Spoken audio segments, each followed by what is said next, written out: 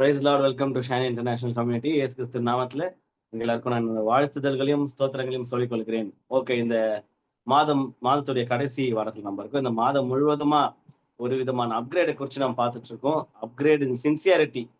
நம்மளுடைய எந்தெந்த காரியங்கள் எல்லாம் சின்சியரா இருக்கும் அப்படின்னு இருக்கணும்.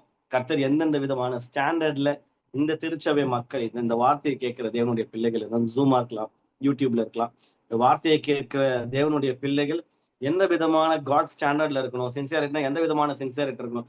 லாஸ்ட் வீக் நம்ம பார்த்தோம் சின்சியாரிட்டி இன் கிவிங் அப்படின்ற ஒரு இதுல பார்த்தோம். அது போல எந்தெந்த காரியத்துல எந்தெந்த விஷயங்கள் நம்ம சின்சியரா இருக்கணும் அப்படின்றத நம்ம கடந்த வாரங்களை நம்ம பார்த்திருக்கோம். இந்த வாரம் அதுக்கு எந்த விதமான மாற்றங்களும் இல்லாம லாஸ்ட் வீக் எப்படி முதல் நூற்றாண்டு கிறிஸ்தவர்கள் எந்தெந்த காரியத்துல சின்சியரா இருந்தாங்க, எந்தெந்த காரியத்துல சின்சியரா இருக்க தவறிட்டாங்க, நம்ம ஒரு கம்பாரிசன் பார்த்தோம் ரெண்டு முக்கியமான கதாபாத்திரங்கள் கிட்ட இருந்து. அது போல இந்த இந்த நாள்ல ரொம்ப ரொம்ப ஃபேமஸான ஒரு பைபிள் கேரக்டர் நம்ம தியானிக்க போறோம்.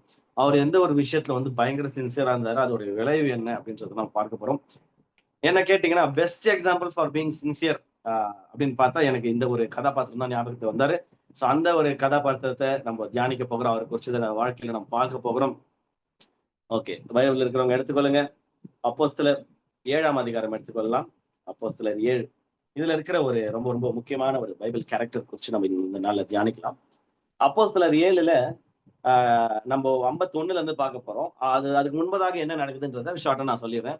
அதுக்கு முன்பதாக ஸ்தேவான் பிரசங்கிக்கிறார். ஸ்தேவான் பிரசங்கிச்சு ஆபிரகாம் துவங்கி இயேசு வரைக்கும் ஸ்தேவான் பிரீச் பண்றாரு. அவர் அப்போஸ்தலர், எல்லாருக்குமே தெரியும், ரொம்ப ஃபேமஸான அப்போஸ்தலர்.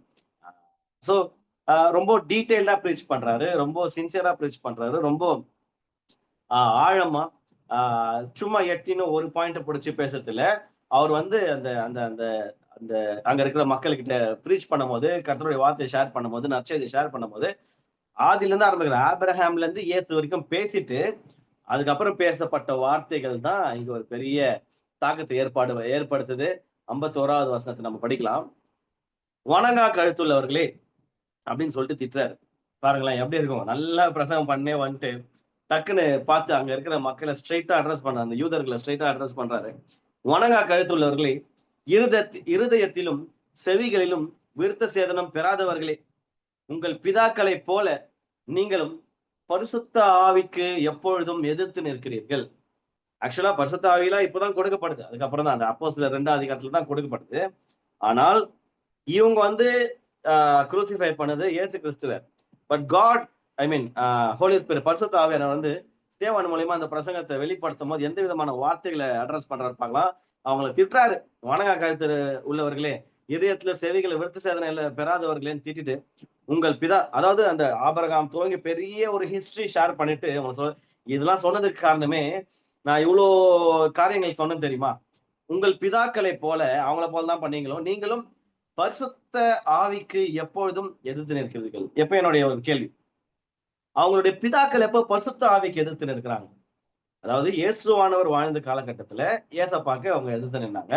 பழைய ஏற்பாடு எடுத்தோம்னா பிதாவாகிய தேவனுக்குள்ள எதிர்த்து நின்னாங்க. ஆனா வசனம் சொல்லுது, ஸ்தேவான் அவரு சொல்றாரு, பரிசுத்த ஆவிக்கு எப்பொழுதும் அவங்கள பாரியே நீங்களும் அப்படின்னு வரும்போது, பரிசுத்த ஆவிக்கு எப்பொழுதும் எதிர்த்து நிற்கிறீர்கள் அப்படின்னு வரும்போது, இங்க ஒரு திரியேக தேவனுடைய ஒரு இது வருது.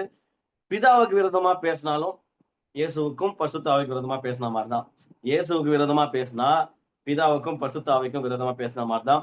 பரிசுத்த ஆவிக்கு விரோதமா பேசினா பிதாவுக்கும் இயேசுவுக்கும் விரோதமா பேசுற மாதிரிதான். நிறைய நேரத்துல இங்க இந்த புதிய ஏற்பாட்டு கிறிஸ்தவர்கள் என்ன பண்ணிடுறோம் அப்படின்னா, இந்த பரிசுத்த ஆவியானவர் சம்பந்தமான காரியங்களை கிண்டல் பண்றோன்ற பேர்ல, இயேசுவுக்கு உண்மையா இருக்கணும்ன்ற பேர்ல பரிசுத்த ஆவியானவரை அவருடைய ஆவியின் வரங்களை கிண்டல் பண்ணிட்டு இருந்தோம்னா, ஆக்சுவலா அதை யாரை நம்ம அட்ரஸ் பண்றோம், யாரை டிஸ்டர்ப் பண்றோம், யாரை கிண்டல் பண்றோம் தெரிந்தோ தெரியாமலோ அப்படின்னா, நம்ம யாருக்கு பேக்கப் பண்ணி எந்த வார்த்தையான இயேசுவை நம்ம பேக்கப், இயேசுதான் இதெல்லாம் அப்படின்ற மாதிரி ஒரு ஒரு சைடு, இந்த மூணுல எதனா ஒரு பக்கம் சாஞ்சாலும் தப்பு தான். ஓகேவா? பரிசுத்த ஆவிக்கு எப்பொழுதும் எதிர்த்து நிற்கிறீர்கள் ஏன் அட்ரஸ் பண்றாரு அப்படின்னா, ஆதி துவங்கி பரிசுத்த ஆவியானவர் எப்பவுமே இருக்கிறாரு. அதனால அவங்கள மாதிரி நீங்களும் எதிர்த்து நிற்கிறீங்கப்பா அப்படின்ற மாதிரி ஒரு ஸ்ட்ராங் ஒரு எதிர்ப்புல இருந்து ஒரு திட்டுற மாதிரி இருந்துதான் வார்த்தை ஸ்டார்ட் ஆகுது. அடுத்த வருஷம் நம்ம பார்க்கலாம். தீர்க்க தரிசிகளில் யாரை உங்கள் பிதாக்கள் துன்பப்படுத்தாமல் இருந்தார்கள்? நீதிபரருடைய வருகையை முன்னறிவித்தவர்களையும் அவர்கள் கொலை செய்தார்கள். ஸ்டார்டிங்லேயே சொன்ன மாதிரி ஒரு பெரிய ஹிஸ்டரி சொல்லிட்டு இதைதான்டா பண்ணியிருந்தீங்க நீங்கன்ற மாதிரி சொல்லிட்டு அடுத்து பாருங்க, இப்பொழுது நீங்கள் அவருக்கு துரோகிகளும் அவரை கொலை செய்த பாதகருமாய் இருக்கிறீர்கள். பாருங்களேன், அந்த ஒரு ஒரு ஒரு நபரை, ஒரு ஆத்மாவை பார்த்து ஒரு தப்பு பண்ண ஒரு அதாவது இயேசுவை காட்டி கொடுத்த அந்த அந்த குரூப் ஆஃப் பீப்புளை பார்த்துட்டு ஸ்ட்ரைட்டா ஒரு ஊழியக்காரனால இந்த காலகட்டத்துல இந்த மாதிரி வைராக்கியமா வல்லமையா ஸ்ட்ரைட்டா மூஞ்சி லட்ச மாதிரி பேசுற ஊழியக்காரர் இருக்கிறாங்களா கேள்விக்குறி.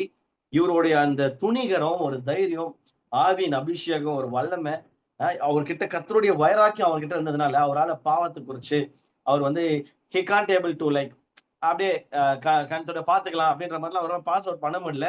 அவங்க இயேசுக்கு செஞ்ச காரியத்துல நினைவு கூர்ந்து அந்த ஹிஸ்டரியை ஃபுல்லா ஷேர் பண்ணிட்டு ரொம்ப ஸ்ட்ரெயிட்டா திட்டுறாரு, துரோகிங்களே, நீங்கள் அவருக்கு துரோகிகளும் அவரை கொலை செய்த பாதகருமா இருக்கு, நீங்க தான் கொலைகாரனுங்க, நீங்க தான் ஏசப்பாவை கொலை பண்ணீங்கன்ற மாதிரி ரொம்ப ஸ்ட்ரெயிட்டா அட்ரஸ் பண்றாரு, திட்டுறாரு, கடிந்து கொள்றாரு. அது மாத்திரம் இல்லாம அடுத்த வசனத்துல தேவதூதரை கொண்டு நீங்கள் நியாய பிரமாணத்தை பெற்றிருந்தோம்.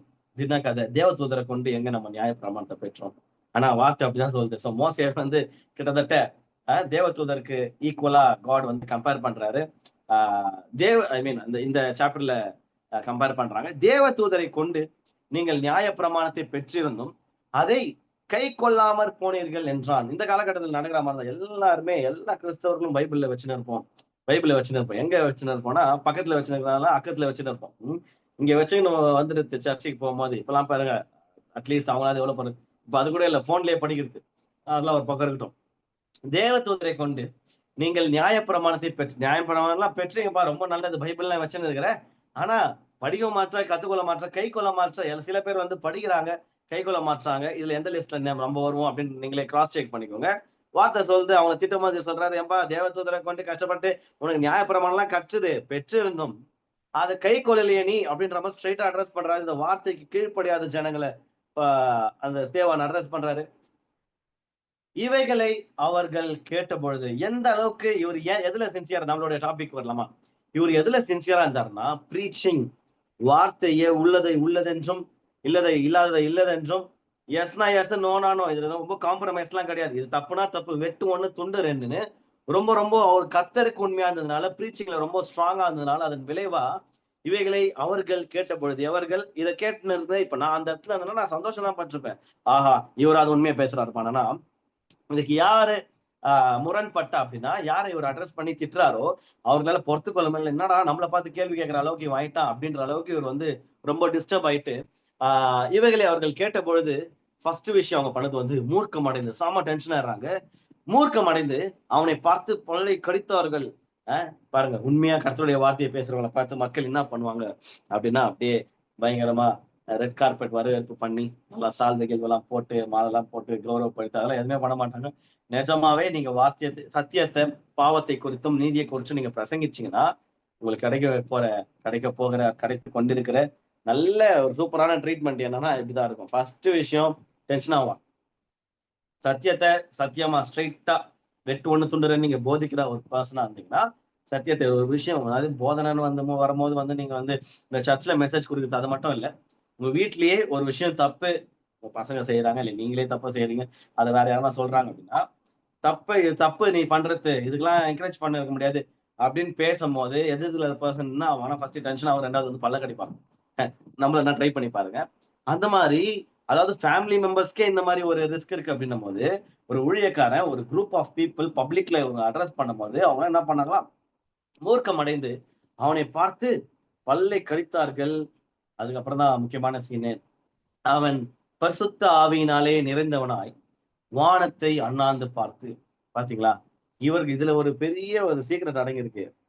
யார் யாரெல்லாம் இவரை மூர்க்கம் அடைகிறாங்களோ, யார் யாரெல்லாம் பார்த்து பல்ல கடிக்கிறாங்களோ, நம்மளை பார்த்து யாரெல்லாம் டென்ஷன் ஆனா பல்ல கடிச்சா என்ன பண்ணுவோம், திரும்பி நம்ம எப்படி பல்ல கடிக்கலாம், உன்னை விட எனக்கு நிறைய பல்லு இருக்குது, நான் எப்படி கடிக்கிறப்ப நீ இந்த மாதிரி, நீ வந்து பல்ல மட்டும் தான் கடிப்ப, நான் நாக்கையும் சேர்த்து கட்சி பண்ற அளவுக்கு நம்ம பயங்கரமா அவங்கள விட எப்படி, அது உன்னை விட நான் சும்மா இல்லடான்ற மாதிரி அவங்க கூட போட்டி போட பார்ப்போம். அவங்க முகத்தை நம்ம பார்க்க ட்ரை பண்ணுவோம். என்ன ட்ரை பண்ணுவோம் மோஸ்டா, நம்மள யார் நம்ம பேசுறதுக்கு யாருன்னா ஒரு டென்ஷன் ஆயிட்டோம், நம்மளை பார்த்து பல் கடிச்சாங்கன்னா, ஏய் என்ன யாரை பார்த்து பல்ல கடிக்கிற, அச்சு மூஞ்செல்லாம் கீச்சு, அந்த மாதிரி அவங்களுக்கு நிகரா அவங்களுக்கு என்ன, நான் மட்டும் என்ன லேஸ் பண்றேன்னு நினைச்சியா, உன்னை விட நான் சூப்பர்ரா, பரிசுத்த ஆவியால் நிறைஞ்சவன், என்ன பண்றேன் பாரு உன்னை, அப்படின்னு தான் ட்ரை பண்ணுவோம். ஆனா இங்க இந்த ஊழியக்காரர்கிட்ட இருந்து கத்துக்க வேண்டிய ஒரு விஷயம் பாரு, நான் சத்தியத்தை பேசுறேன், நீ என்னை பார்த்து டென்ஷன் ஆகுற, நீ எனக்கு ஏதோ ரெஸ்பாண்ட் பண்ற, ஏதோ ஒரு நெகட்டிவ் ட்ரீட்மெண்ட் எனக்கு தரேன்னா, என்னுடைய ஃபோக்கஸ் உன் மேல இருக்காது.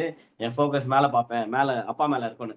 அவர் பரிசுத்த ஆவியானவர் ஆவியினாலே நிறைந்தவனாய் என்ன பண்ணாருன்னா சபித்து தள்ளினார் வசனம் சொல்ல. பரிசுத்த ஆவியானவர் நிறைந்த வானத்துல இருந்து அக்கினி எடுத்து சாவச்சுடுங்க ஆண்டவர். இந்த மாதிரி இவனுங்கெல்லாம் அப்படின்னு கேட்டிருந்தா சாவச்சிட்டு இருக்கலாம் ஆண்டவர். ஆனா அவர் அந்த ட்ரீட்மெண்ட்டுக்கு போல என்ன பண்றாரு பாருங்க.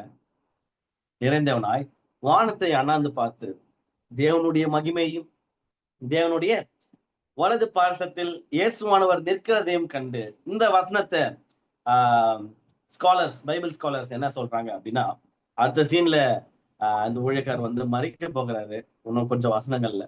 அதுக்கு முன்பதாக இவருடைய அந்த அந்த ஸ்ட்ராங் வைராக்கியமான அந்த டீச்சிங்ஸ் ப்ரீச்சிங்ஸ் இதை பார்த்து இயேசுவானவர் அவர் சீட்டை விட்டு சிங்காசனா எங்க அவர் உட்கார்ந்து தானே இருக்கணும், அவர் ஏன்ச்சுன்னா அவர் வெல்கம் பண்றாரு அப்படின்ற மாதிரி ஒரு சில இன்டர்பிரிட்டேஷன்ஸ் இருக்கு. அதை நானும் வழிமொழிகிறேன். ஏன்னா யாருமே அதான் அதுக்கப்புறம் இப்ப பேதுரு நல்லா பிரசங்கம் பண்றாரு.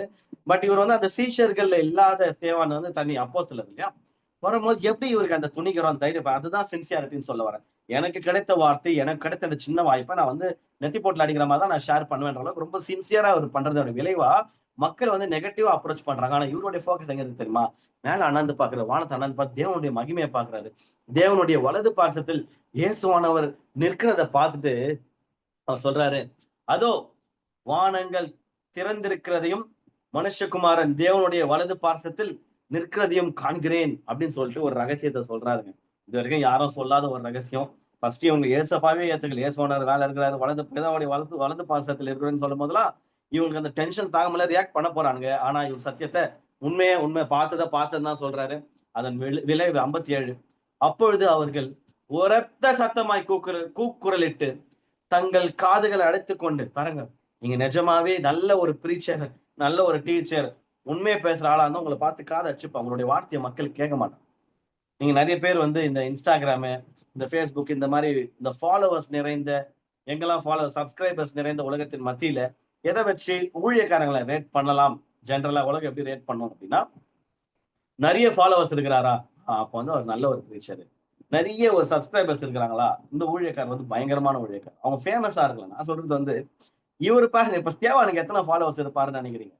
கிடையாது. இப்ப அப்படியே லைவ் வராரு ஸ்தேவான், இந்த மெசேஜை போறேன்னா லீவ் ஆன குரூப் தான் நிறைய இருப்பாங்க. ஏன்னா ஸ்ட்ரெயிட்டா எத்தனையுமே திட்ட ஆரம்பிச்சிடாரு, நீங்க தானே அவரை இது பண்ணீங்க துரோகிங்களே அப்படின்ற மாதிரி. யார் இது என்கரேஜிங்காவே இல்லையே. என்ன பண்றாங்கன்னா ஃபர்ஸ்ட் எத்தனை அவங்க வந்து காதை அடிச்சுக்கிறாங்க. நீங்க ஊழியக்காரா இருந்து கர்த்தருடைய திருவசனத்தை உள்ளதென்றோ இல்லதென்றோ நீங்க ப்ரீச் பண்ணும்போது உங்களுடைய வார்த்தையை உங்களுடைய வார்த்தை இல்ல, ஆவியானவர் உங்க மூலியமா பேசுறதை கேட்டுட்டு உங்களை விட்டு லீவ் ஆகுறாங்க. இப்ப ஜூம்ல நான் பேசுகிறேன், லீவ் ஆயிட்டாங்கன்னு வைங்க, அது எனக்கு சக்சஸா நான் பாக்குறேன். இந்த வசனம் எனக்கு அதான் டீச் பண்ணி பாருங்களேன். உண்மையாலுமே சத்தியத்தை நீங்க பேசுனீங்கன்னா people won't like it. Actually people don't like truth. உண்மையா சொல்லணும், மக்களுக்கு சத்தியம் எல்லாம் பிடிக்காது, கிமிக்ஸ் பிடிக்கும், நிறைய மேஜிக் பண்ண வித்தைகள் பிடிக்கும். நான் இப்போ இதே மாதிரி இப்போ ஸ்ட்ரெயிட்டா எத்தினோம் வெல்கம் பண்ணிட்டு ஸ்ட்ரெயிட்டா வேர்டுக்கு போயிட்டேன் பாரு. இதெல்லாம் இல்லாம ஒரு கதையை பார்க்கலான்ட்டு எனக்கு நல்லா அதெல்லாம் பண்ண தெரியும். சில்ட்ரன்ஸ் மினிஸ்ட்ரில இருந்தா வந்தேன். ஒரு கதை சொல்லி அதை அப்படியே உள்வாங்கி உங்களை வேற மாதிரி வந்து அப்படி எடுத்துன்னு வந்து ஹீரோ மாதிரி ஸ்டீஃபனை நிக்க வச்சேன்னு வைங்களேன், ஸ்தேவான அடாடா அப்படின்ற மாதிரி இருக்கு. ஸ்ட்ரெயிட்டா எத்தனை வேர்டுக்கு போலான்னா என்னடா இதுன்ற மாதிரி இருக்கும், டிஸ்டர்பிங்கா இருக்கு பாருங்க. அந்த மாதிரிலாம் இல்ல, அதெல்லாம் பண்ண தெரியும், ஏன் பண்றது இல்லை அப்படின்னா காலம் கடைசி காலம், நாட்கள் சமமா இருக்கிறதுனால அதுக்கெல்லாம் டைம் இல்லை, உள்ளதுன்னு சொல்ற டைம்ல நம்ம இருக்கிறோம். சோ அது போல நீங்களும் கர்த்தருக்காக சின்சியரா இருந்தீங்கன்னா அதோட விளைவு போன வாரமும் பார்த்தோம். எப்படி அவருக்கு நிக் நேம்லாம் ஊழியக்காரங்க வச்சாங்க ஒரு சின்சியரா இருந்த நபருக்கு பர்னபாக்குன்னு. இதுல பாருங்க சின்சியாரிட்டியோட ரிஃப்ளெக்ஷன். ஓகேவா, சின்சியரா இருந்தாலும் எதிர்வினை எதிரில இருந்து நெகட்டிவா யாரு பாதிக்கப்படுறாங்க, அந்த இப்போ பொய் சொல்லாத இல்ல உண்மையா இருன்னு சொல்றோம். அப்போ நான் உண்மையா இருந்தா என் கூட இருக்கிற ஒருத்தன் பாதிக்கப்படுவான், இந்த ஆள் உண்மையா இருந்தானா நாங்க நம்ம எப்படி சமாளிக்கிறது? இப்போ ஒரு உதாரணம் சொல்ற மாதிரி இது எல்லாரையுமே டிஸ்டர்ப் பண்ண போது நான் இதை வந்து ஆன்லைன்ல அப்படியே அப்லோட் பண்ண போறேன். இப்போ அடுத்த வருஷம் எலெக்ஷன் வந்து ஏதோ ஒரு கட்சி ஓட்டுக்கு காசு கொடுக்குதுன்னு வைங்க, 500 1000 300 ஏதோ ஒரு கட்சி கொடுக்குது. இப்ப நான் சொல்றேன், கர்த்தருடைய பிள்ளைகள் ஓட்டுக்கெல்லாம் காசு வாங்கக்கூடாது, நீங்க எந்த கட்சிக்கு வேணா ஓட்டு போடலாம், அது உங்களுடைய விருப்பம், காசை வாங்காதீங்க, அது லஞ்சம். கிட்டத்தட்ட லஞ்சம் வாங்குறது எப்படி தப்போ அது போல ஓட்டுக்கு காசு வாங்குறது தப்பு. அதாவது இந்த தீபாவளிக்கு பொங்கலுக்கு அரசாங்கமே பப்ளிக்கா அனௌன்ஸ் பண்ணி 1000 கொடுக்குறோம் 2000 கொடுக்குறோம், அது வந்து ஒரு சிட்டிசன் ஆஃப் தமிழ்நாடு நம்ம போய் வாங்கிக்கலாம். ஏன்னா பப்ளிக் அனௌன்ஸ் பண்ணி கொடுக்குறது. இது வந்து திருட்டுத்தனமா ஓட்டுக்கு காசு கொடுக்கறது. காசு கொடுத்து நம்மளுடைய ஓட்டை வாங்க பாக்குறாங்க. இப்போ இதை தப்பு அப்படின்னு நான் சொன்னேன்னா சொல்லி டீச் பண்ணிட்டு ஒரு 10 பேர் வந்து நம்பிட்டாங்க. இதை சத்தியத்தை லஞ்சம்டா, ஓட்டு எல்லாம் வைக்காதீங்க, காசுக்கு ஏற்ற மாதிரி நீ யாருக்கு என்ன பண்ணு, காசை வாங்காத ₹1 கூட அப்படின்னு நான் சொல்லி 10 பேர் அதை நம்பி ஓட்டுக்கு காசு கொடுக்கும் போது இல்ல சார் நாங்க வாங்க மாட்டோம் அப்படின்னு சொன்னாங்கன்னா அது ஸ்ட்ராங்கா யாருக்கு போய் ஆப்போசிட்டா கிரியேட் ஆகும்னா, ஓ காசு எதிரில் கொடுக்குறாங்கல்ல அவங்களுக்கு பயங்கரமா டிஸ்டர்ப் ஆகும். யாரு அவங்க எடுத்துன்னு போயிடலாம். அது ஒரு விதத்துல பார்த்தா அவங்களுக்கு லாபம் தான். 10 ஓட்டு காசு அவங்க வாங்கிக்கலன்னா தான் எடுத்துன்னு போயிடலாம், அது ஓகே. ஆனா ஏன்டா இந்த மாதிரி எல்லாருமே ஓட்டு காசு வாங்க மாட்டேன்னு ஒவ்வொரு கிறிஸ்தவனும் கிளம்பிட்டானா நாங்க எப்படி ஆட்சி நடத்துறது, நாங்க எப்படி இடம் பிடிக்கிறது அப்படின்ற மாதிரி ஒவ்வொரு காசு கொடுத்து ஓட்டு வாங்குற ஒவ்வொரு அரசியல் கட்சிகளுக்கும் பயம் வரும். இதுதான் எதிர்வினை. ஆக்சுவலா சத்தியம் ஸ்ட்ராங்கா இது பண்ணக்கூடாதுன்னா பண்ணக்கூடாது, நான் பண்ண மாட்டேன் அப்படின்னு ஒருத்தர் வெளியே வந்தாலும் எதிரில இருந்து ரொம்ப ஸ்ட்ராங் ரிப்பர்கஷன்ஸ் ஏற்படும். அந்த மாதிரிதான் இங்க நடக்குது. டு த பாயிண்ட் அவர் பிரீச் பண்ணும் போது அதன் விளைவா ஃபர்ஸ்ட் டே அப்படின்ற மாதிரி காதை மூடிக்கிறாங்க. தங்கள் காதுகளை அடைத்துக் கொண்டு ஒருமனப்பட்டு எதுல ஒருமனம் பண்ண பாருங்களேன். இது முன்பதாக முதல் நூற்றாண்டு கிறிஸ்தவர்கள் உதவி செஞ்சாங்கன்னு போன வாரம் அதெல்லாம் ஒருமனப்பாடு கர்த்தருடைய பிள்ளைங்களுக்கு இருந்தது. கர்த்தருடைய பிள்ளைகள் அல்லாதவர் எதிரிகள் கர்த்தரை சிலுவையில் அரைஞ்ச அந்த நெகட்டிவ் குரூப்புக்கு எதுல ஒருமனப்பாடு தெரியுமா? ஊழியக்காரனை அழிக்கிறதுலதான் ஒருமனப்பட்டாங்க. பாருங்களேன் எவ்வளவு ஒரு மோசமான ஒரு விஷயம் பாருங்க. இந்த நாட்கள்லயும் நல்லவர்களை அழிப்பதுல ஒரு குரூப் வந்து ஒருமனப்படுது. நெகட்டிவ் நேம் ஸ்ப்ரெட் பண்றது. ஒரு ஊழியக்காரன் தப்பு பண்ணி அதோட கான்சிக்வன்சஸ் ஃபேஸ் பண்ணா தட்ஸ் ஓகே. அது பாவத்தின் சாமல மரணம் இல்லையா? உப்பு தின்னா தண்ணி குடிச்சுதான் ஆகணும். பட் இந்த நெகட்டிவான காரியங்கள் ஒரு ஊழியக்காரனை மட்டம் தட்டி கீழே தள்ளுறதுக்கு நெகட்டிவ் ஒரு சில குரூப் சேர்ந்து அவரை அமுத்திடலாம். அந்த மாதிரி இருந்தா அதுல ஒருமனப்பாடு வருது. கிறிஸ்தவர்களுக்கே இது நடக்குது.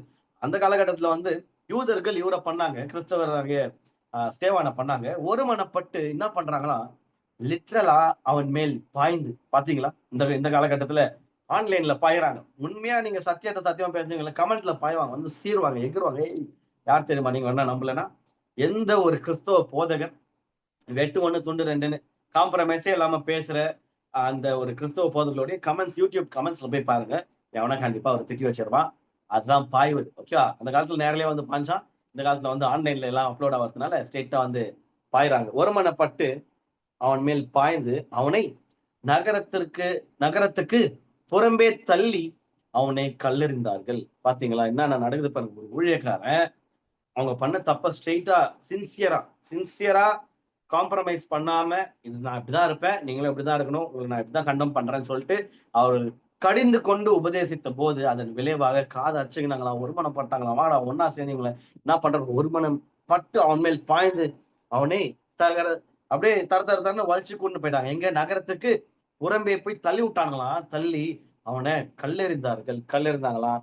சாட்சிக்காரர் தங்கள் வஸ்திரங்களை கழற்றி சவுல் என்னப்பட்ட ஒரு வாலிபனுடைய பாதத்தின் அருகே வைத்தார்கள். பாத்தீங்களா இவ்வளவு காரியங்கள் நடக்குது. அடுத்த வசனம் 59. அப்பொழுது கர்த்தராகிய இயேசுவே, இதுதான் கீ.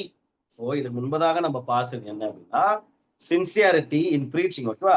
சத்தியத்தை அறிவிக்கிறதுல ரொம்ப ரொம்ப சின்சியரா இருக்கணும். காம்ப்ரமைஸே பண்ணக்கூடாது யாருக்காகவும் எதுக்காகவும். ஒரு சைடு. இன்னொரு சைடு நம்ம பாக்குறது என்ன அப்படின்னா அப்படியே ஆப்போசிட். சத்தியத்தை அறிவித்து அதன் விளைவா கான்சிக்வன்சஸ் பேக்லாஷஸ் ஃபேஸ் பண்ணோம்னா எப்படி அது போன்ற காரியங்களை அப்ரோச் பண்ணோம் அப்படின்னா தேவானை போல அவர் எப்படி டீல் பண்றாரு பாருங்க. கல்லெறிகிறாங்க. அதாவது இவர் 59வது வசனத்தை பேசினவங்க டொப்புன்னு வந்து வாயிலே ஒரு டொப்புன்னு அடிக்கும். ஒரு கல் வந்து மூஞ்சில் அடிக்கிறதுனால கீழ்ச்சி ரத்தம் ஊத்தும். ரத்தம் சொட்ட நடக்கிற லைவ் சினாரியோ இது. நீங்க விஷுவலைஸ் பண்ணி கற்பனை பண்ணி பார்த்துக்கோங்க. அதாவது தர நேத்து வராங்க, சுத்து போடுறாங்க, கல் எறிகிறாங்க. ஒருத்தர் 2 பேர்ல ஒரு கும்பலா சேர்ந்து கல் எறிஞ்சாங்கன்னா எப்படி இருக்கும் பாருங்க. கல் எறிகிறாங்க. அதன் மத்தியில இவருடைய போக்கஸ் திருப்பி பாருங்க. டேய் கல் எறியறாருங்களா, உங்களுக்கு நான் உண்மைதான்டா சொன்னேன். டேய் உங்களுக்கு என்ன ஏன்டா இப்படி பண்றீங்க, நான் உண்மையை சொந்தக்காரன் நடிக்கிறேன், உங்களை என்ன பண்றப்ப எதுவுமே அவங்க கிட்ட இவரோட டீலிங்கே இல்லை பாருங்க. திரும்பி அவன் மக்கள் கிட்ட பேச அந்த டீலிங் ஸ்ட்ரைட்டா திருப்பி எங்க பாக்குறாரு, காடை நோக்கி பாக்குறாரு. கர்த்தராகிய இயேசுவே என் ஆவியை ஏற்றுக்கொள்ளும். பாத்தீங்களா ஸ்தேவான் என்ன சொல்றாரு, கர்த்தராகிய இயேசுவே என் ஆவியை ஏற்றுக்கொள்ளும். இதுல வந்து ரொம்ப ஸ்ட்ராங்கான வேர்டு. கர்த்தராகிய இயேசுவே போது இவங்க இன்னும் டென்ஷன் ஆயிடுவாங்க. அவரு கர்த்தரே இல்ல, கடவுளே இல்ல, மேசியாவே இல்லைன்னு சொல்லிட்டு தான் நாங்க பேசிருக்கோம்.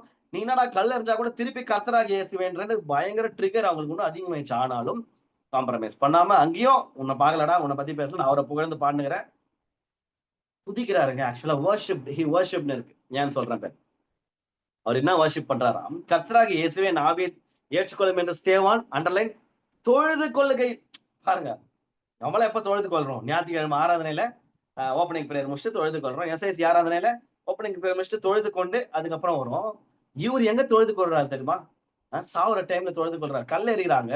அப்போ இவருடைய போக்கஸ் வந்து அந்த கல் எறித யாரு, என்னையால கல் எறிறவங்க பாரு, 4 கல்லு திருப்பி அந்த சீன்லாம் கிடையாது. என்ன கல் எறி என்ன வேணா பண்ணி, நான் என்னுடைய வர்ஷிப் கண்டினியூ ஆகிட்டே இருக்கும். நான் தொழுது கொள்றேன், ஆனா எனக்கு சீக்கிரம் சாவ வச்சுட போறீங்கன்னு தெரியும்.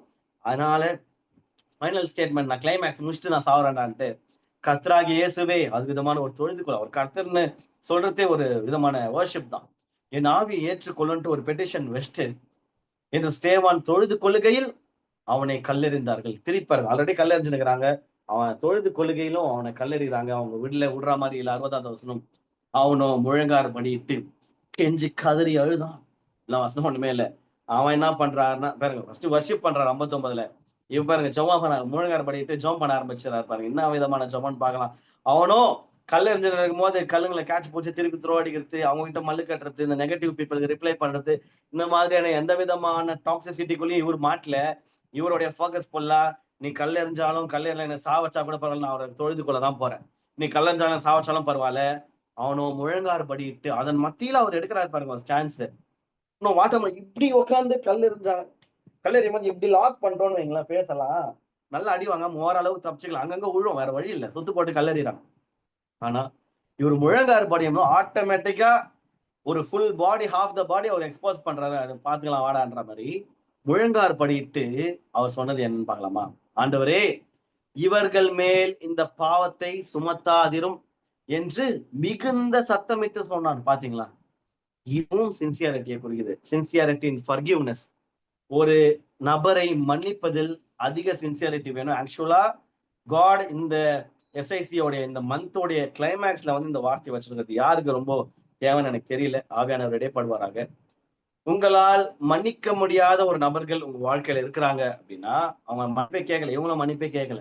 அந்த மாதிரி உங்க லைஃப்ல இருக்கிறவங்களும் அவங்க மன்னிப்பு கேட்கறாங்களோ இல்லையோ, உங்களுடைய குணம் தான் மன்னிக்கிறத வந்து கொடுக்கும். இவரு பாருங்க, இவர்கிட்ட யாரும் மன்னிப்பு கேட்கல. லைவா பிரசன்ட்ல கல்லெறிஞ்சுனே இருக்கிறாங்க. வார்த்தையில அடிக்கிறது இல்ல, லிட்டரலாவே கல்லெறிறாங்க. வந்து ஒவ்வொரு கல்லு படும் போது ஆன் ஸ்பாட்ல அவர் வந்து மன்னிக்கிறார். இது எவ்வளவு பெரிய மாபெரும் ஒரு குணம், யோசிச்சு பாருங்க. முழங்கார் படிட்டு அண்ட் ஜஸ்ட் நான் உங்களை மன்னிச்சிடுறேன் நான் சொல்லு, ஸ்ட்ரெயிட்டா காட் டீல் பண்ண. ஆண்டவரே, இவங்களாம் கணக்கு வச்சுக்காதீங்க, மனுஷருங்க. இது எவ்வளவு பெரிய மாபெரும் ஒரு எவ்வளவு வாஸ்டான ஒரு உள்ளம் கொண்டது, எவ்வளவு நல்ல மனுஷன் பாருங்க. ஆண்டவரே, இவர்கள் மேல் இந்த பாவத்தை சுமத்தாதிரும் என்று மிகுந்த சத்தமிட்டு சொன்னான். இப்படி சொல்லி நித்திரை அடைந்தான் அப்படின்னு சொல்லிட்டு யாரும் செத்துட்டார். நித்திரை அடைந்தான் என்று சொல்லி அந்த அந்த ஒரு கதை வந்து அந்த அந்த இடத்துல வந்து முடியுது இந்த ஒரு சீன். யோசிச்சு பார்க்கும்போது ஸ்டார்டிங்ல நான் சொல்லும் போது எல்லாருக்குமே இந்த ஃபர்ஸ்ட் ஹாஃப் வந்து ரொம்ப சில பேருக்கு சந்தோஷமா இருந்திருக்கும். ஆமா ஆமா ஆமா, ஊழியக்காரங்களை ஊழியம் பண்ணும் போது நல்லா வைராக்கியமா பேசணும், அதெல்லாம் கொஞ்சம் நல்லா தான் இருக்கும் கேட்கறதுக்கு. பட் செகண்ட் சொன்னேன், இந்த ஃபர்கிவ்னஸ், சின்சியாரிட்டி இன் ஃபர்கிவிங், மன்னிப்பதில் ஒரு சின்சியாரிட்டி அப்கிரேடுக்குள்ள வாங்க. என்ன லேஸ்ல மன்னிக்க மாட்டியே, ஆனா நீ பாவம் பண்ண, நீ தப்பு பண்ண மட்டும் ஆண்டவர்கிட்ட வந்து அழுது ஒப்புரவாக்கி, ஆண்டவர் என்ன மனுஷனுங்கன்னு கேட்டா, நான் உன்னை மனுஷனும் நீ எதிர்பார்க்கிறேன், நானும் மன்னிச்சிடுறேன். ஆனா நீ மட்டும் மன்னிக்கவே மாட்டியே உன்னுடைய சத்துருக்களை, உனக்கு விரோதமா பேசினவங்களை, உனக்கு விரோதமா வார்த்தையினால கல்லிருந்தவர்களை, உனக்கு விரோதமா லிட்டரலா புறம் கூறி, லிட்டரலா பின்னாடி பேசி, லிட்டரலா பின்னாடி இந்த முதுகுல குத்தி, லிட்டரலா ஸ்ட்ரைட்டாவே நெஞ்சிலே குத்துறாங்க. எப்படியா முதுகுல குத்துக்கலாம், ஸ்ட்ரைட்டாவே நான் தான் அவில்ல அப்படின்ற மாதிரி அடிக்கிறது. இவ்வளோ பண்ணியும் அந்த நபர்களை அல்லது அந்த நபரை உங்களால் மன்னிக்க முடியுமா? இப்போ ஒரு கேள்வி, அவன் மேல தப்பு இருக்குது, இவங்க மேலயும் தப்பு இருக்குது, ஓகேவா? நான் செஞ்ச தப்புக்கோ செய்யாத தப்புக்கோ எனக்கு ஒரு எதிர்வினை வந்து ரொம்ப காயப்படுத்தப்பட்டிருக்கேன். அவங்களை எப்படி பிரதர் மன்னிக்க சொல்றீங்கன்னா, நான் சொல்ல வேதம் சொல்லுது. எனக்கு ஒரே ஒரு கேள்வி, இப்போ இந்த 60வது வசனம் 59வது வசனம் படிச்ச அந்த ஸ்தேவானை விடவா நீங்க பாதிக்கப்பட்டீங்க? கொஞ்சம் நீங்க கற்பனை பண்ணி பாருங்க. சத்தியத்தை பேசுறதுனால, திருவசனத்தை பேசுறதோட விளைவா ரோட்ல கூட்டுன்னு வந்து நிக்க வச்சு சுத்து போட்டு லைவா கல்லெறிறாங்கன்னா யூதர்கள், அப்ப எந்த அளவுக்கு அது ஒரு மோசமான, நம்மளெல்லாம் அப்படிலாம் பண்ணலையே. நம்ம ஒன்றும் அந்த விதமான ஒரு மோசமான ஒரு சூழல்லையோ பிசிக்கல் என்வாயன்மெண்ட்லயோ எதுவும் போல. ஆனா அதோடைய ஒரு அட்லீஸ்ட் ஒரு 20 or 30% கிட்ட நம்ம ஹர்ட் ஆகிறோம். இவரு லிட்டரலா பிசிக்கலா ஹர்ட் ஆகுறாரு, ரத்தம் ஊத்தி இருக்கும். நம்ம வந்து எமோஷனலா ஹர்ட் ஆகக்கூடிய சூழல்கள் நம்மளை சுற்றியும் இருக்கிறது. வார்த்தையினால தாக்கப்படுறோம், நிறைய விமர்சனத்தினால தாக்கப்படுறோம், நிறைய நெகட்டிவான நேம்ஸ், நிக் நேம்ஸ், ஃப்ரேம்ஸ், தவறான பழிகள், பொய் பழிகள், உண்மையான பழிகள். இது ஒன்று 10 வருஷம் முன்னாடி செஞ்ச தப்பெல்லாம் இப்போ கோட் பண்ணி அதுதான் அந்த பிராண்டிங் பண்றது, லேபிளிங் பண்றது, நம்ம மேல செஞ்ச தப்பே தான், செய்யாத தப்பு ஓகே, அது ஒரு பக்கம் இருக்கட்டும். செஞ்சு நானே திருந்தி வந்துட்டேன்னா நான் உன்னை திருப்பி என்ன பழைய கதையை வச்சு என்ன பேசினிக்கிறீங்க அப்படின்னு சொல்ற மாதிரி நம்ம மேல ஒட்டப்படுற லேபிள்ஸா இருக்கலாம். நானே மாறிட்டேன், அதே இப்போ எழுக்கிறீங்க, whatever it might be. அது மாதிரி செய்யற அந்த மோசமான ஜனங்களை, உங்களுடைய சத்துருக்களை, ஆர் இது போன்ற இதுல நம்ம கடையில பட்ச மாதிரி இந்த விதமான ஒரு எனிமீஸை உங்களால மன்னிக்க முடியுமா? கேள்வியை நான் ஓப்பனா வைக்கிறேன். தேவான் மன்னித்தார். ஆக்சுவலா சின்சியாரிட்டி டுவர்ட்ஸ் காட் நம்ம பார்த்துட்டு இருக்கோம். கர்த்தர் குறிச்சு சின்சியாரிட்டி. ஆக்சுவலா சின்சியாரிட்டினா இப்படிதான் இருக்கணும், இதுதான் கிளைமேக்ஸ். தேவான போல உங்களால இருக்க முடியுமா? ஒரு பக்கம் ஃபயர், எதுல வார்த்தையை பிரசங்கத்துல, இன்னொரு பக்கம் அப்படியே மெல்ட் ஐஸ், ஃபயர் ஐஸ் பாருங்க. இந்த பக்கம் ஃபயர் அக்கினே எரிகிறாரு, இந்த பக்கம் அப்படியே அப்படியே ஐஸ் மாதிரி அப்படியே மெல்ட் ஆகி அப்படியே உருகி ஊற்றி வாழ்க்கையை அர்ப்பணிச்சு ஃபர்ஸ்ட் மார்ட்டியர் அவர் தான். கிறிஸ்துவுக்காக ரத்த சாட்சியாய் மரித்த முதல் அப்போஸ்தலர் வந்து ஸ்தேவான் தான், பைபிள்ல ரெக்கார்ட் பண்ணப்பட்டிருக்கு. எல்லா சீஷர்களும் இவர் இந்த சீன் நடக்கும்போது உயிரோட இருக்கிறாங்க. அதுக்கப்புறம் வார்த்தை பரவுது, இவங்க வந்து அமைக்கலாம்னு நினைச்சாங்க, இவர் இந்த மாதிரி தட்டா எல்லாம் ஆஃப் ஆயிடுவாங்க. அதுக்கப்புறம் 60க்கு மேல நீங்க படிச்சீங்கன்னா, நீங்க வீட்டுல இருந்து படிச்சீங்கன்னா தெரியும், மெடிடேட் பண்ணுங்க. வார்த்தை இன்னும் பயங்கரமா சுவிசேஷம் பரவ ஆரம்பிக்குது, ஸ்கேட்டர் ஆகுறாங்க மக்கள், அங்கங்க போய் வார்த்தையை ஸ்ப்ரெட் பண்ண ஆரம்பிக்கிறாங்க. இவருக்கு 2 இடத்துல ரொம்ப ஸ்ட்ராங்கான ஒரு சின்சியாரிட்டி இருந்தது. ஒண்ணு, அவர் சத்தியத்தை சொல்றதுல, 2வது வந்து தைரியமா இருந்தார். அவர் தைரியமா சத்தியமா சொல்றது ரொம்ப தைரியம் வேணும். இன்னொரு பெஸ்ட் எக்ஸாம்பிள்னா யோவான் ஸ்நானன் என்ன பண்றாருன்னா, போய் ராஜா கிட்ட, ராஜா வந்து தம்பி அவருடைய சகோதரருடைய மனைவியை வச்சுன்னு இருக்கிறாரு, டேய் இது பண்றது தப்புடா ஏறோதே அப்படின்னு சொல்லும் போது, என்னடா என்னையா சொல்றேன்ட்டு தூக்கின்னு போய் ஜெயில வச்சிடறாங்க. ஜெயில வச்சு பனிஷ் பண்ணி அமிச்சிடலாம் இவனை அப்படின்னு பார்க்கும்போது, அந்த பொண்ணு, அதாவது அந்த மனைவி சூழ்ச்சி பண்ணி அவங்களோட டாட்டருடைய பர்த்டே அன்னைக்கு டான்ஸ் ஆட விட்டு, அப்பா கிட்ட இருந்து வார்த்தைகளை வாங்கி, வாக்குறுதி வாங்கி, யோவான் ஸ்நானன் தலை வேணும்னு கேட்டு சூழ்ச்சி பண்ணி சத்தியத்தை பேசுறதுனாலே உன் சகோதரனோட பொண்டாட்டியை வச்சுன்னுக்கிறிய தப்புடான்ற சத்தியத்தை ராஜா கிட்ட சொல்ல போயிட்டு தலை வெட்டப்பட்டு தூக்கின்னு வந்து பிளாட்டர்ல வச்சு சப்மிட் பண்றாங்க யோவான் ஸ்நானனோட தலைய. இவரும் ஊழியக்கார் தான். சத்தியத்தை தைரியமா பேசுனதோட விளைவா இயேசு வாழ்ந்த காலகட்டத்துல யோவான் ஸ்நானன் மரித்தார். அதுக்கு இயேசுவானருக்கு அப்புறம் இயேசுவானவரே சத்தியத்தை பேசிதான் மரிச்சாரு. அவர்தான் மேசியா, இதுதான் வந்திருக்கிறேன், இதுதான் ரியாலிட்டி, கிங்டம் ஆஃப் காட், ராஜ்யத்தின் ரகசியங்களை வெளிப்பொருள் விளக்குந்த விளைவா தானே அவரு மரணத்துக்கே அனுப்பப்பட்டாரு. சோ அவரும் ஒரு விதமான ஒரு சத்தியத்தை தைரியமா பேசுனதன் விளைவா தண்டிக்கப்பட்டார். ஈவன் குரூசிஃபை பண்ணப்பட்டார் சிலுவையில. தேர்டு அகைன் இவங்கெல்லாம் பண்ணதுக்கு அப்புறம் ஒருத்தர் வந்து திருப்பி ஸ்தேவான் வந்து சத்தியத்தை போல்டா பயங்கரமா தைரியமா பேசுனதன் விளைவா இவரும் மறிக்க அவங்களுக்கு மோசமா போகுது. இவங்கெல்லாம் எப்படி இருந்திருக்கிறாங்க அப்படின்னா, செத்தாலும் பரவாயில்லன்னு சத்தியத்தை சாரம் மாறாமல் பேசினார்கள். இன்றைக்கு நான் கேட்கிறேன், இந்த காலத்து கிறிஸ்தவ போதகர்களுக்கு இந்த தைரியம் இருக்கிறதா? நான் உட்பட என்ன சேர்த்து நான் கேட்டுக்கிறேன், உங்களுக்கு இந்த தைரியம் இருக்குதா? சத்தியத்தை சாரம் மாறாமல் பேசக்கூடிய தைரியம் உங்களுக்கு இருக்கிறதா? இருந்தாதான் நிஜமாவே நீங்க ஆவியானவரால் நடத்தப்படுறீங்கன்னு அர்த்தம். பயம் வருது, ஐயோ இந்த இடத்துல போய் இதை பேசணும், நம்மளை பொழப்பாங்கடா அப்படின்ற பயம் இருக்குதுன்னா, ஐம் வெரி சாரி, ஆவியானவரால் மூழ்கடிக்கப்பட்ட எந்த ஒரு ஊழியக்காரருக்கும் பயம் இருக்காது. சத்தியத்தை பேசுறதுல பயம் இருக்காது. பாவம் பண்றதுக்கு பயப்படுவோம், ஐயோ தப்பு பண்ணக்கூடாதா, தேவ பயம். ஆனா சத்தியத்தை பேசுறதுல இது தப்புனா தப்பு, வெட்டுவோன்னு, அதுல எந்த விதமான காம்ப்ரமைஸும் இருக்காது. செத்தாலும் பரவாயில்ல, அதுதான் ஆட்டிடியூட். பாத்தீங்களா? ரத்த சாட்சியா மறைச்சிட்டு போலாம் காட்டு. அந்த விதமான ஒரு தைரியம் உங்களுக்கு இருக்குதா? உங்களை குறிச்சு நீங்களே யோசிச்சு பார்த்துங்களேன். செத்தாலும் பரவாயில்லன்னு சத்தியத்தை சாரம் மாறாமல் பேசுகிற ஒரு தைரியம் பார்த்தோம். நம்ம பார்த்தது சின்சியாரிட்டி வித் போல்ட்னஸ், துணிச்சலுடன் கூடிய அந்த நேர்மை, சின்சியாரிட்டி நம்ம பார்த்தோம். 2வது சின்சியாரிட்டி இன் ஃபர்கிவ்னஸ், மன்னிப்பதில் நேர்மை. இதை பத்தி நம்ம பார்த்தோம். சின்சியரா பிரீச் பண்ணாரு, தைரியமா கிறிஸ்துவுக்காக மரித்தாரு, சின்சியரா மனதார மன்னிச்சாரு. பாருங்க, சின்சியரா பிரீச்சும் பண்ணாரு, தைரியமா கிறிஸ்துவுக்காக பேசி மரித்தாரு, மரிப்பதற்கு முன்பதாக தைரியமா சின்சியரா மனதார அவங்கள வந்து மன்னிச்சாரு. இப்ப நம்ம ஸ்தேவானை பத்தி பார்த்தோம். இப்போ ஒரு இந்த காலகட்டத்துல வாழ்ந்த, கொஞ்ச நாளுக்கு முன்பதாக கிறிஸ்துவுக்காக சத்தியத்தை பேசி அதன் விளைவாக தன்னுடைய உயிரை மாய்த்த அவர் விட்ட ஒரு ஊழியக்காரரை பத்தி நம்ம பார்க்க போறோம் ஷார்ட்டா. ஸ்கிரீன்ல இருக்காரு இல்லையா?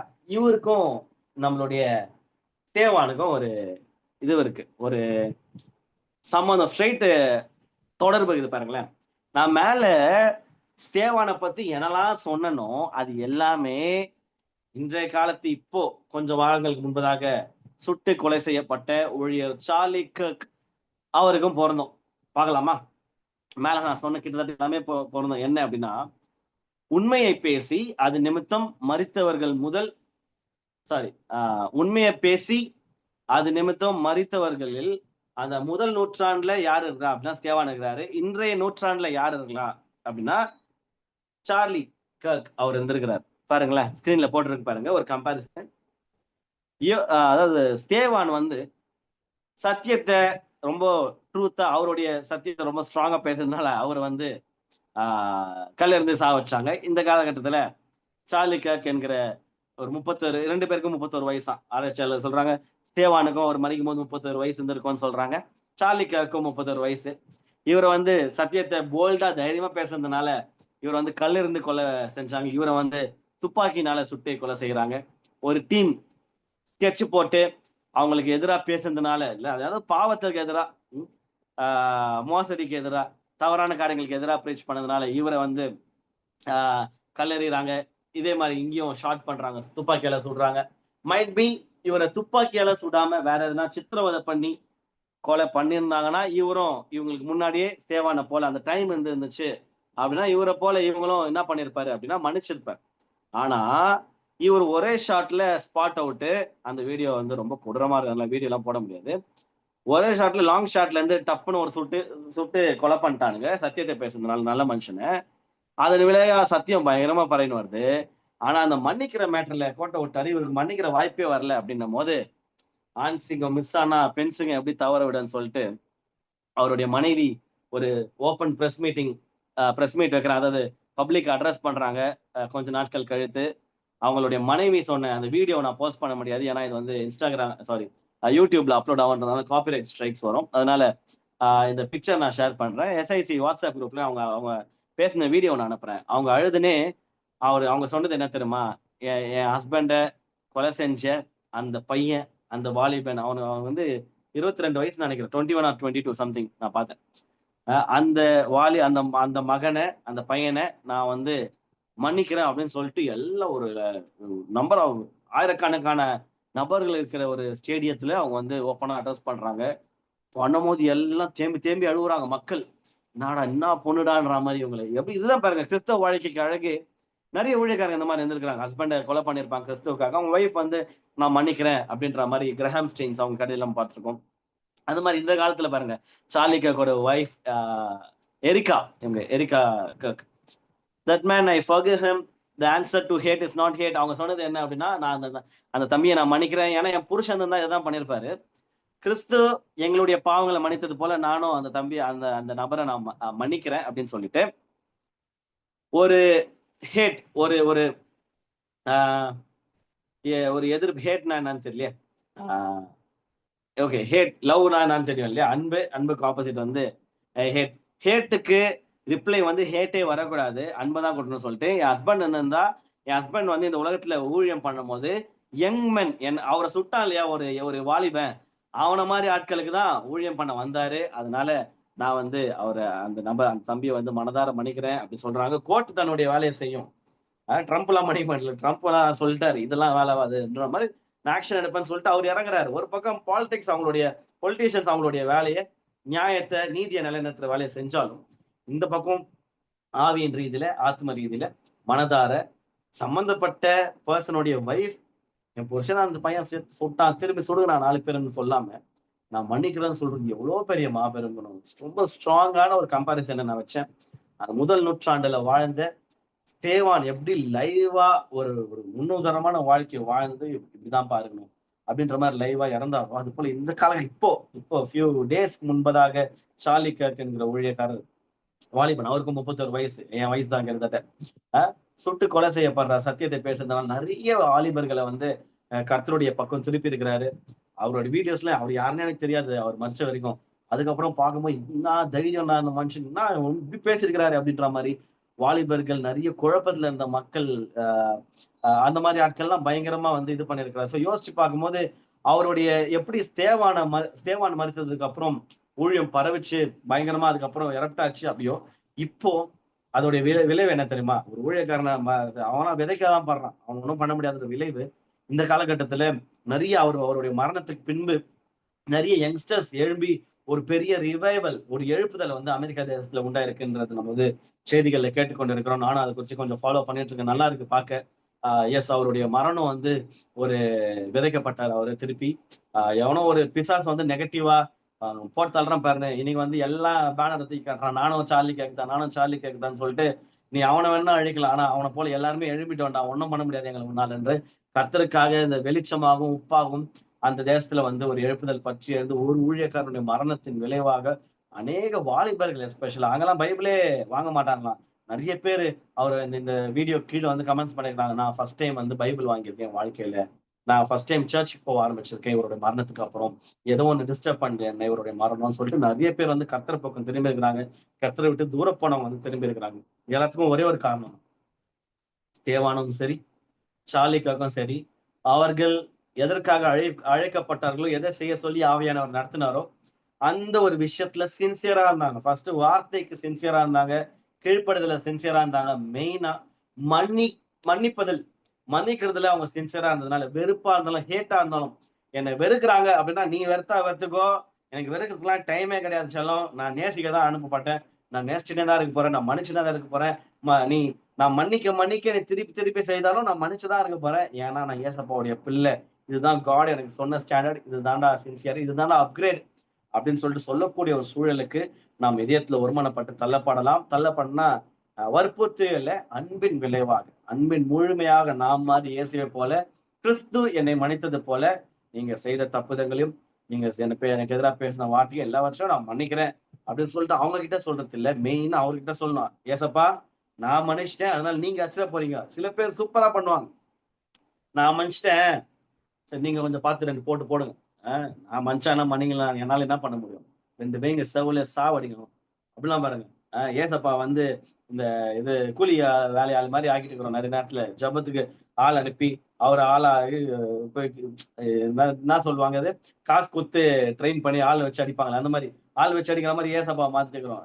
என்ன இப்படி பேசிட்டான், நீங்க அவன விடக்கூடாது, போட்டு பொளந்து விடுங்க அப்படின்ற மாரிலாம். பார்த்தீங்களா? நெறைய பேர் அந்த மாரி நான் மன்னிச்சிடுறேன், ஆனாலும் நீங்க மன்னிக்க கூடாது. அப்படிலாம் ஜெபம் பண்ணியிருக்கிறாங்க நெறைய பேர் கிறிஸ்தவர்களே. ம். அப்படி இல்ல. அவர் எதிர்பார்க்கிறது வந்து நானும் மன்னிக்கிறேன்ப்பா, நீங்க ஃபர்ஸ்ட் மன்னிச்சிடுங்க. ஏன்னா, நான் மன்னிக்கலனா கூட பெரிய பிரச்சனை இல்ல, நீங்க மன்னிக்காம இருந்துறாதீங்க பாவம். அவன் என்ன கதி ஆவான்னு தெரியாது. அதனால நீங்களும் மன்னிச்சிடுங்க, நானும் மன்னிச்சிடுறேன்னு சொல்லிட்டு ஸ்தேவான் கிட்ட, ஸ்தேவான் பாரு கிளைமேக்ஸ்ல கல் எறிஞ்சு ஒட்டு பொக்கு பொக்குன்னு வாயில விழும்போது ரத்தம் சொட்ட சொட்ட பண்ணியிருப்பாரு. லாஸ்டா அச்சால செம்மடி, நல்லா ஸ்ட்ராங் ஆகுறான், பவர்ஃபுல்லான. அவன் பவரை உங்களுக்காக பயன்படுத்துங்க, ஆனா அவனை மன்னிச்சிடுங்க பாவம். அந்த அளவிற்கு மரண தருவாயிலும் அவருடைய சாரத்தை விட்டு கொடுக்காம இந்த உலகத்துக்கு வெளிச்சமாவும் உப்பாவும் அவங்க எப்படி இருந்தாங்களோ அது போல நம்மளும் வாழ பிரயாசப்படலாம். அந்த காலகட்டத்தில் நடந்தது பிரதர் அப்படின்னு சொல்லி எஸ்கேப் ஆக முடியாது. அதனால சார்லிக்காக்கும் அவங்களோட ஒய்ஃபோட டெஸ்டிமோனியா நான் சொன்னேன். இந்த காலகட்டத்தில இருக்கிறாங்க, இதே உலகத்துலதான், கொஞ்சம் பக்கத்துல போனா இங்க இருக்க அமெரிக்கா, அவங்களும் செய்யறாங்க. நம்மளாலையும் அது கூடும், இது பாசிபிள்னு சொல்ல வரேன். It's not impossible. இவங்களால செய்ய முடியும், நம்மளால செய்ய முடியும். அதற்கு நிஜமாவே பரிசுத்த ஆவியினால் நிறைந்தவனாய், அந்த ஒரு நிறைந்தவனா இருந்தாதான் அந்த ஒரு ஹார்ட் வரும். அந்த ஹார்ட் இருந்தாதான் இந்த விதமான அப்கிரேடுக்கே போக முடியும். எல்லாருமே இந்த வார்த்தையை கேட்ட ஒவ்வொரு தேவ பிள்ளைகளும் இந்த விதமான அப்கிரேடுக்கு போயிட்டு எது செய்தாலும் அது கர்த்தருக்காக சின்சரா செய்வது கர்த்தருடைய பெரிய ஆசீர்வாதங்களை பெற்றுக்கொள்வோம். நான் ஷுவரா சொல்றேன். கர்த்தர் உங்களை ஆசீர்வதிப்பார். இது ஒரு நெக்ஸ்ட் வீக் பார்க்கலாம். Thank you so much. God bless you all.